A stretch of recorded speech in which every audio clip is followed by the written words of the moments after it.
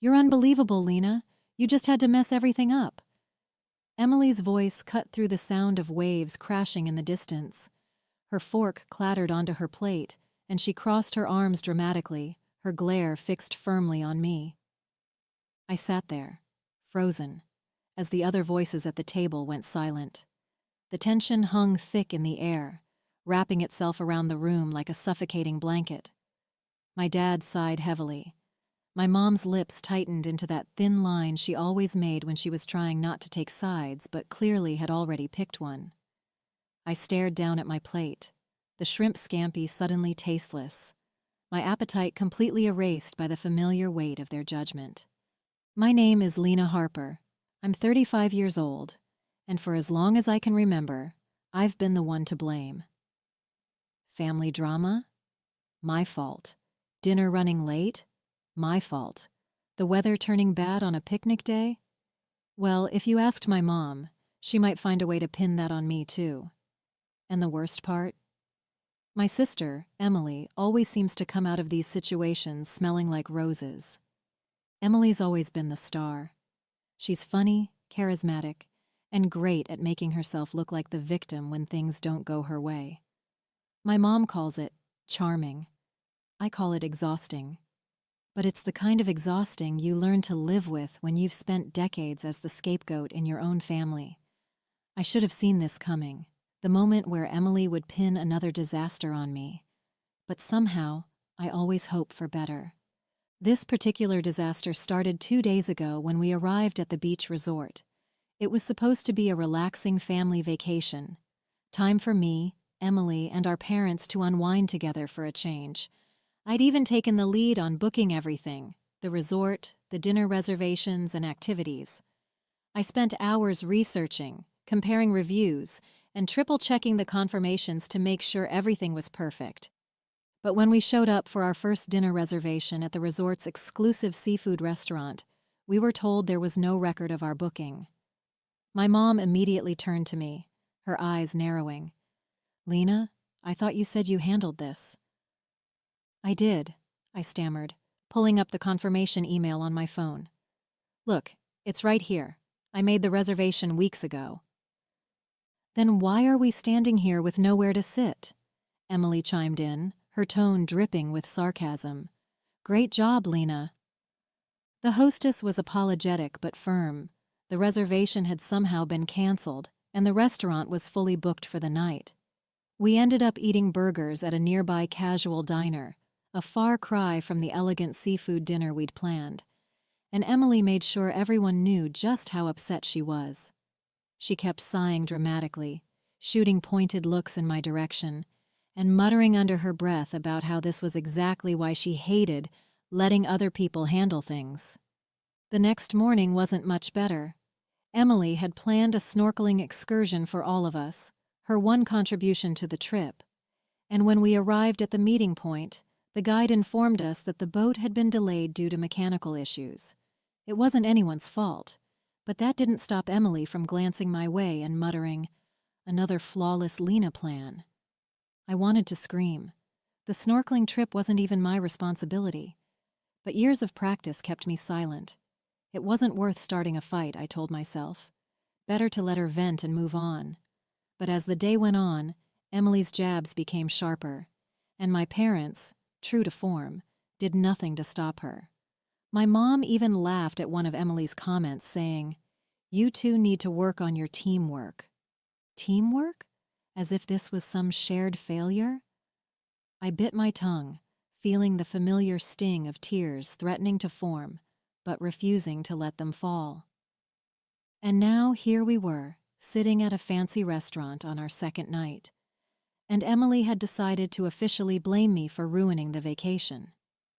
She leaned forward, her voice rising in pitch as she recounted every single mishap, twisting the narrative to make me look incompetent and careless.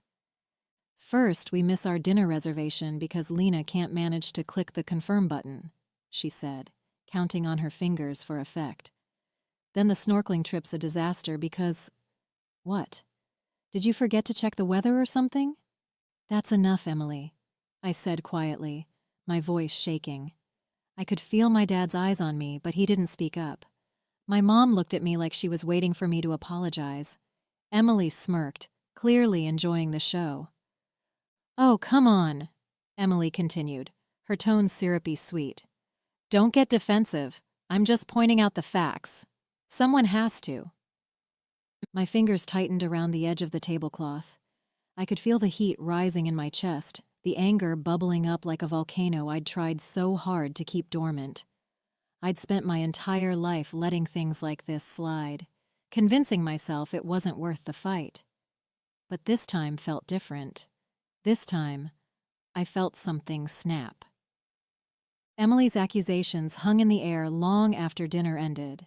My dad leaned back in his chair, rubbing his temples like the entire situation was a headache he couldn't wait to escape. My mom busied herself with the check, avoiding eye contact with me as if by doing so she wouldn't have to pick a side. "I don't understand why this has to be so complicated," my mom finally said, her voice heavy with exasperation. "Lena, you know how important these trips are for our family. Why didn't you double-check everything?" "I did," I snapped, my voice sharper than I intended. Everyone turned to look at me, surprised. "I checked everything, twice. The dinner, the snorkeling, all of it. I don't know how things went wrong, but it wasn't because I didn't try." Emily let out a dramatic sigh. Well, clearly, it wasn't enough. She pushed her chair back and stood up. "I'm going for a walk. Maybe someone else can figure out how to salvage what's left of this trip." She left without another word, leaving the rest of us sitting in awkward silence. My dad glanced at my mom, who shook her head as if to say, "Just drop it." That night, I lay awake in my hotel room, staring at the ceiling. The words Emily had thrown at me replayed in my mind like a broken record. "You just had to mess everything up. This is why we can't rely on you." It wasn't just her words that stung. It was the way my parents had let them hang there, unchallenged. My mom's thinly veiled criticism, my dad's passive silence. It was like they'd already decided I was guilty, even without proof. And why wouldn't they? This wasn't the first time Emily had turned the family against me, and it probably wouldn't be the last. I thought about calling my best friend, Lisa. She'd been my sounding board for years, always quick to remind me that I wasn't as alone or as unimportant as my family sometimes made me feel. But it was late, and I didn't want to bother her. Instead, I pulled out my phone and started scrolling through my messages. As I stared at the screen, something caught my eye, a text thread from Emily dated 2 weeks ago. "Hey Lena, can you check the snorkeling thing for me? I'm slammed with work and might have messed something up. Actually, I think I accidentally canceled the dinner reservation too. Can you fix it?" My heart stopped. I scrolled further, rereading every message she'd sent. The more I read, the clearer it became. Emily had been the one to screw up the plans. She'd admitted it outright, then conveniently forgotten to mention it when she started blaming me. Under so much stress, I had forgotten about those messages. The next morning, I couldn't focus on anything. Breakfast was a blur of strained small talk, my mom trying to smooth things over with cheerful comments about the weather, while Emily scrolled on her phone, ignoring everyone. I kept glancing at my dad, hoping he'd say something, anything, to acknowledge what had happened the night before. But he stayed quiet, sipping his coffee like nothing was wrong. I excused myself as soon as I could, heading down to the beach to clear my head. I texted Lisa, asking if she had time for a quick call. She called back almost immediately. "What's up?" she asked, her voice warm and familiar. "You okay?" "Not really," I admitted, my voice breaking slightly. "Emily's at it again. She blamed me for ruining the vacation, and my parents, they just went along with it. Like always." "Oh, for crying out loud," Lisa groaned. "What happened this time?" I told her everything.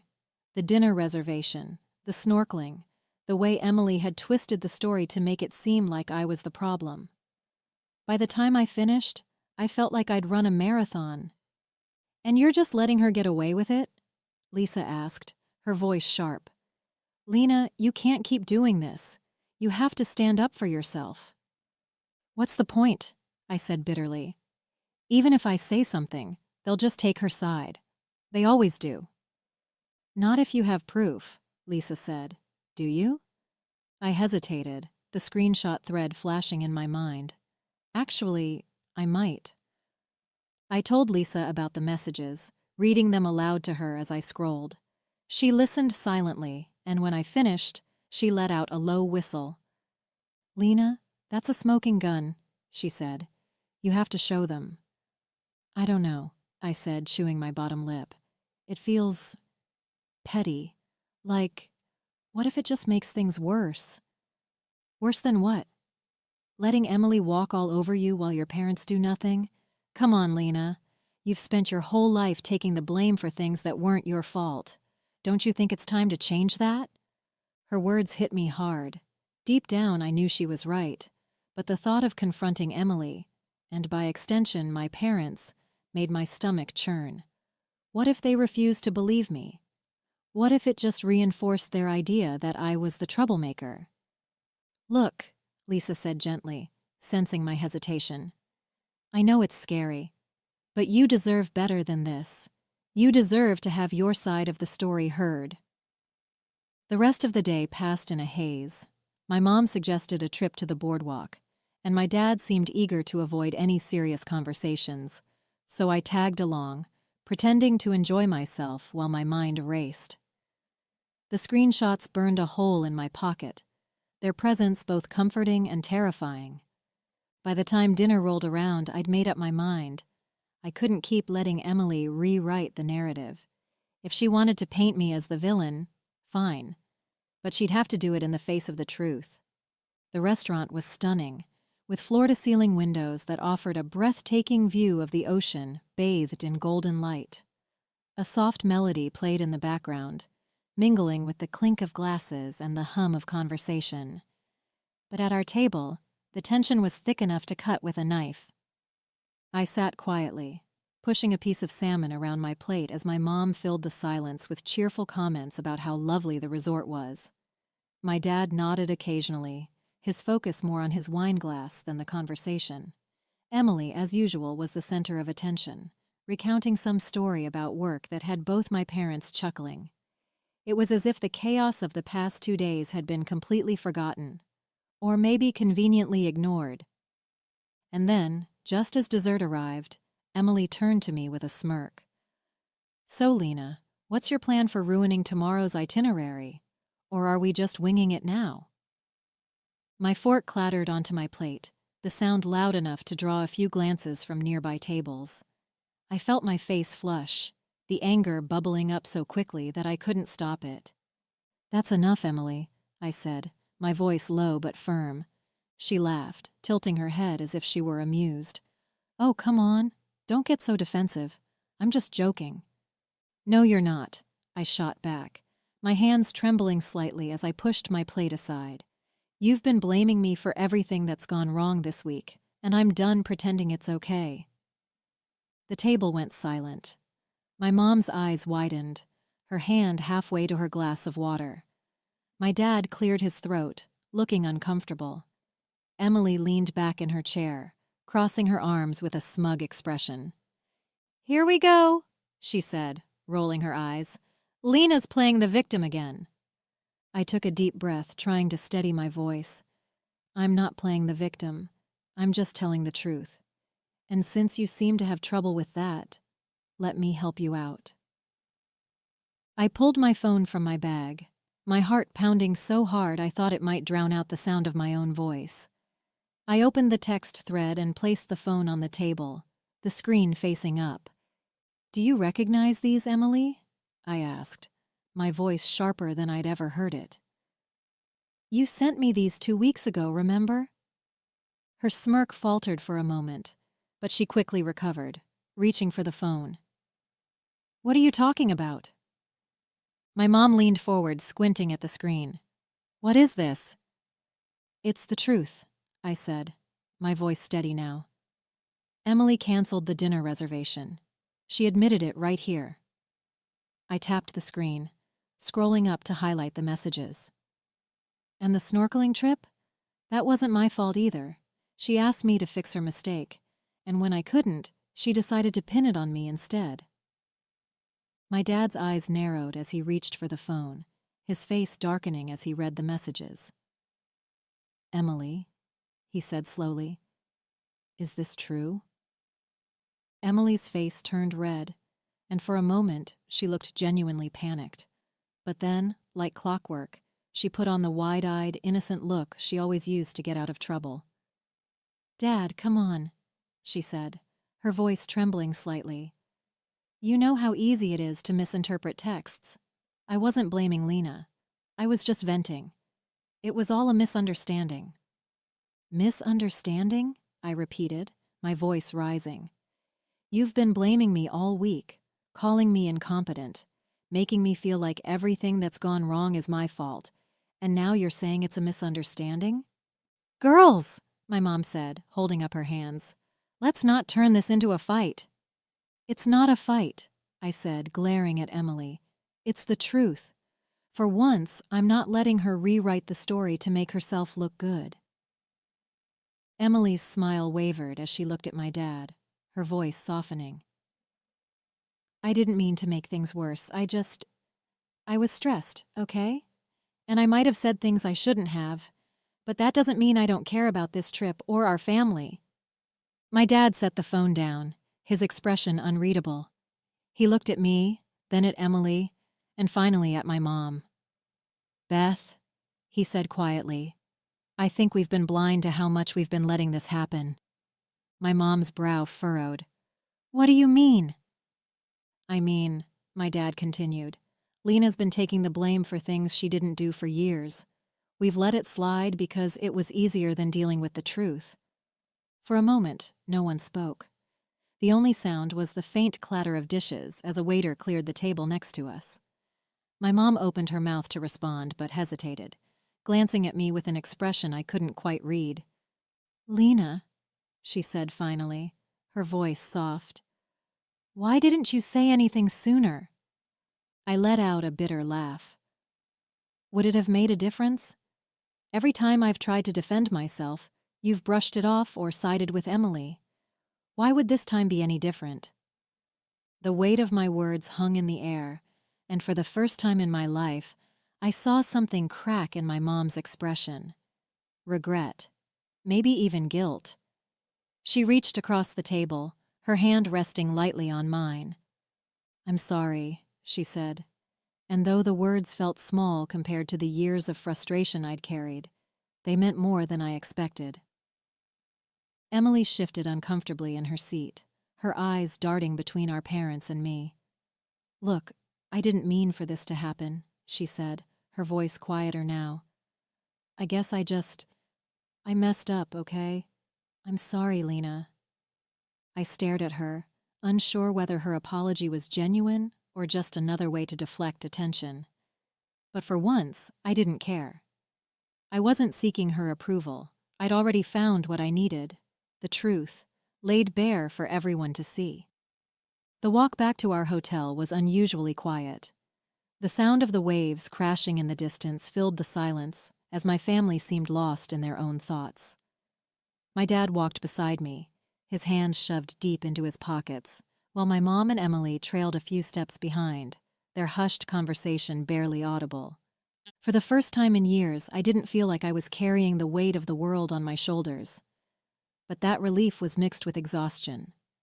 Speaking up had drained me in ways I hadn't anticipated, and though I felt vindicated, part of me wondered what this would mean for us moving forward. Would anything really change? Or was this just another temporary moment of clarity, destined to fade like all the others? Back at the hotel, my dad motioned for me to join him on the balcony. The view was stunning, the moonlight casting a silver sheen over the ocean, but my mind was too cluttered to appreciate it. "Lena," he began, his voice softer than usual, "I owe you an apology." I turned to look at him, surprised. My dad wasn't the type to admit when he was wrong, not because he didn't care, but because he preferred to keep the peace by letting things blow over. Hearing those words felt like uncharted territory. "For what it's worth," he continued, "I think you were right at dinner. We've been unfair to you. I didn't see it at the time, but I see it now. And I'm sorry." The sincerity in his voice caught me off guard. I nodded, swallowing the lump in my throat. "Thanks, Dad," I said quietly. "That means a lot." He rested a hand on my shoulder, giving it a small squeeze. "You've always been the steady one in this family, you know. We've leaned on you more than we should have. I can't promise we'll get it right overnight, but I'll try." Later that evening, my mom came to my room, her expression hesitant. She lingered in the doorway for a moment before stepping inside. "I wanted to talk to you," she said, sitting down on the edge of the bed. "About tonight." I stayed silent, letting her gather her thoughts. She looked down at her hands, twisting a gold bracelet around her wrist. "Your dad's right," she said finally. "We haven't been fair to you. And I think deep down I knew that. But it was easier to look the other way, especially when Emily made such a fuss about things." I let out a small, humorless laugh. "She's good at that." My mom smiled faintly, but didn't disagree. I want you to know that I see you, Lena. I see how much you've done for this family, how much you've sacrificed. And I'm sorry if it ever seemed like we didn't appreciate you." Her words, though overdue, brought a sense of closure I hadn't realized I needed. I nodded, my voice steady despite the emotions bubbling beneath the surface. "Thanks, Mom." Emily didn't say much the next morning. She was unusually quiet at breakfast, keeping her eyes on her plate and her comments to herself. But as we were packing up to leave, she approached me in the hallway, her arms crossed tightly over her chest. "Hey," she said, her voice subdued. "About last night. I know I screwed up, and I'm sorry. I shouldn't have blamed you for everything." I studied her face, looking for the cracks in her usual armor. For once, she didn't seem defensive or smug, just tired. Maybe even a little ashamed. "It's not just about last night," I said carefully. "It's about a pattern, Emily. This keeps happening, and I'm not going to let it anymore." She nodded slowly, her eyes dropping to the floor. "I get it. I'll try to do better."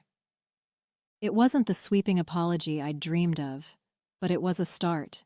And for now, that was enough. The weeks after the vacation felt different. Subtle, but different. Emily sent me a few texts, small updates about her day or a funny meme, like she was testing the waters. My parents called more often, too, asking about my work and genuinely listening when I talked about my projects. It wasn't a complete transformation. Old habits don't disappear overnight, but it felt like the start of something better. And for the first time, I didn't feel like the one holding everything together. They were meeting me halfway, and that was enough. But the biggest change wasn't in them. It was in me. Speaking up during that dinner had been terrifying, but it had also been freeing. I realized how much power I'd been giving them by staying silent, by letting myself carry the blame just to keep the peace. That night, I made a decision. I wasn't going to do it anymore. At work, the change was even more noticeable. I started saying no to tasks that weren't mine to take on, pushing back when my ideas were overlooked in meetings, and celebrating my wins instead of downplaying them. It was small things, really. Correcting a colleague when they misattributed my work or taking credit for a project I led. But those small things added up. My boss noticed. My team noticed. And eventually I noticed too. Lisa, of course, was my biggest cheerleader. Over lunch one day, she raised her glass of iced tea dramatically. "To the new Lena," she said, grinning. "A badass who doesn't take anyone's crap." I laughed, clinking my glass with hers. "I don't know about badass, but I'm getting there." "No, you're already there," she said firmly. "And it looks good on you." As for my family, things were still a work in progress. Emily and I weren't suddenly best friends, but we talked more often, and our conversations felt less fraught. My mom still had her moments, like when she asked me to help plan another family event, but this time I set clear boundaries. I'm happy to help, I told her, but I'm not taking the lead on this. Let Emily handle it. She paused for a moment, then nodded. Fair enough, she said. And just like that, a weight I hadn't even realized I was carrying lifted from my shoulders. One evening, as I sat on my balcony watching the sunset, I found myself reflecting on the journey that had brought me here. The girl who had once bitten her tongue and let others dictate her story felt like a stranger now. I wasn't that person anymore. I was someone who spoke up, someone who set boundaries, someone who knew her worth. And the best part? I didn't need anyone else to validate that worth. Not Emily, not my parents, not anyone. For the first time in a long time, I felt at peace. Not because everything had changed, but because I was the one who changed. Hey there! Did you like the story? If you did, don't forget to hit the like button and subscribe to the channel. It helps us a lot and makes sure you won't miss out on more great stories we share here. Thank you for watching, and we'll see you in the next one.